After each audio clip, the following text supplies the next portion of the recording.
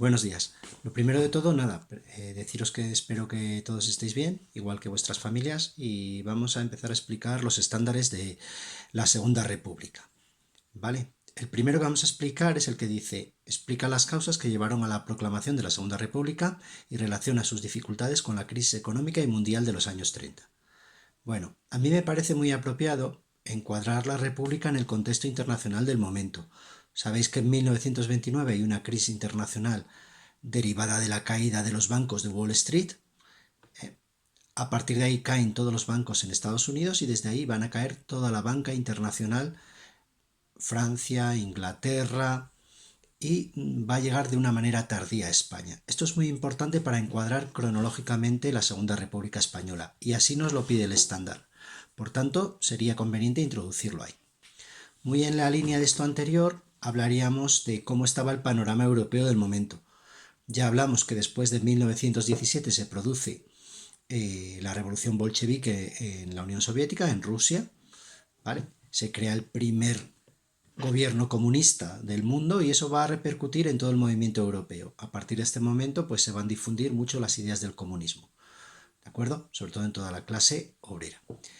Y por otro lado, también tenemos que relacionarlo un poco con el ascenso de los fascismos. A partir de 1921-1922, Mussolini va a tener un fuerte impacto en la política italiana hasta que va a llegar al poder a partir de 1924.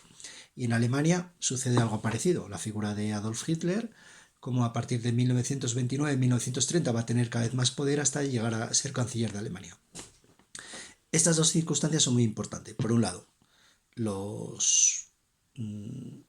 nacimiento del comunismo y cómo el movimiento obrero poco a poco se va impregnando de esta ideología y, por otro lado, cómo se va impregnando toda Europa de las ideologías fascistas. ¿Vale? Bueno, vamos a hablar ahora estrictamente del paso de la república a la monarquía. De la monarquía a la república, perdón. Bueno, sabéis que en 1930, en enero, dimite Miguel I de Rivera. A partir de ahí el rey manda otra vez a otro militar perpetuar un poco la dictadura, que sería Damaso Berenguer. Sabéis que los intelectuales del momento lo critican, en especial Ortega y Gasset. José Ortega y Gasset, quien publica un artículo en el diario El Sol que llama el error Berenguer. ¿De acuerdo? Bueno, ¿qué pasa en este momento entre los partidos de izquierda y republicanos? Se van a aglutinar y van a intentar hacer un acuerdo para proclamar una república. ¿Dónde van a hacer todo este tipo de movimientos republicanos? En San Sebastián. De ahí que aparezca el Pacto de San Sebastián. Ojo con esta definición que cae mucho en Ebau, el Pacto de San Sebastián. Pues sería esa reunión que se produce en agosto de 1930 en la ciudad de San Sebastián, en la que van a participar pues los partidos republicanos, que eran pocos en este momento, el de Lerroux fundamentalmente, los partidos de izquierdas, ¿vale? También nacionalistas vascos y independentistas o catalanistas de Cataluña. ¿De acuerdo? Bueno, el pacto conllevaba también un golpe militar para proclamar la república, pero son arrestados por la policía, detenidos y muchos de ellos encarcelados. Por tanto, fue un fracaso. Vale. Después del gobierno de Damaso Berenguer, Alfonso XIII encarga el gobierno también a Juan Bautista Aznar, un almirante que es el que va a decretar las elecciones del 12 de abril de 1931.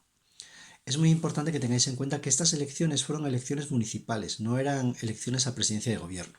¿De acuerdo? Y en estas elecciones van a ganar los partidos de izquierdas, pero por un estrecho margen de votos. ¿De acuerdo? De hecho, en el campo fundamentalmente ganó la derecha, el campo andaluz, en Extremadura, etcétera, etcétera, y en las zonas urbanas va a ganar la izquierda. ¿Vale? Madrid, por ejemplo, ganan los partidos republicanos, en Valencia, etcétera, etcétera. En Cataluña ganan los partidos nacionalistas catalanes, y en el País Vasco el PNV. ¿De acuerdo? Esto es muy importante.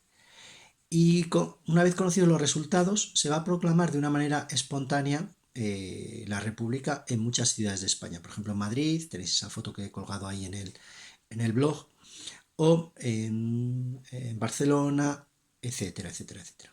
¿De acuerdo? Por tanto, la República se proclamó sin violencia y sin golpe militar. ¿Qué consecuencias tiene la proclamación de la República? Sería cómo hay que concluir este estándar. Pues bueno, Las consecuencias fue que a partir de ese momento se crea un gobierno provisional que va a iniciar una serie de reformas que van a ser muy importantes durante toda la República.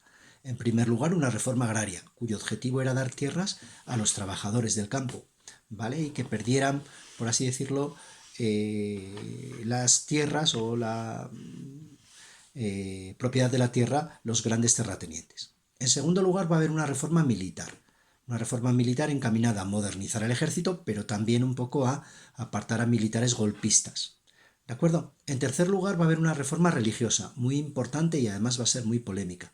Sabéis que se va a prohibir a la Iglesia Católica impartir clases, ¿de acuerdo? Y esto va a ser bastante polémico.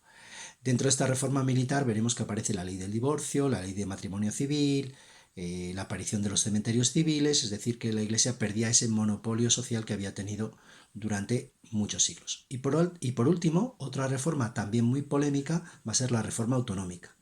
Este gobierno provisional intentará dar estatutos de autonomía a todas las pequeñas repúblicas que se van a crear en este momento, ¿de acuerdo? O autonomías, ¿de acuerdo? Hasta aquí. Por tanto, introducción, hablamos un poco de la situación europea, crack del 29, ascenso de los fascismos, el desarrollo, cómo se pasa de la monarquía a la república, y por último, la conclusión, la labor reformista del gobierno provisional.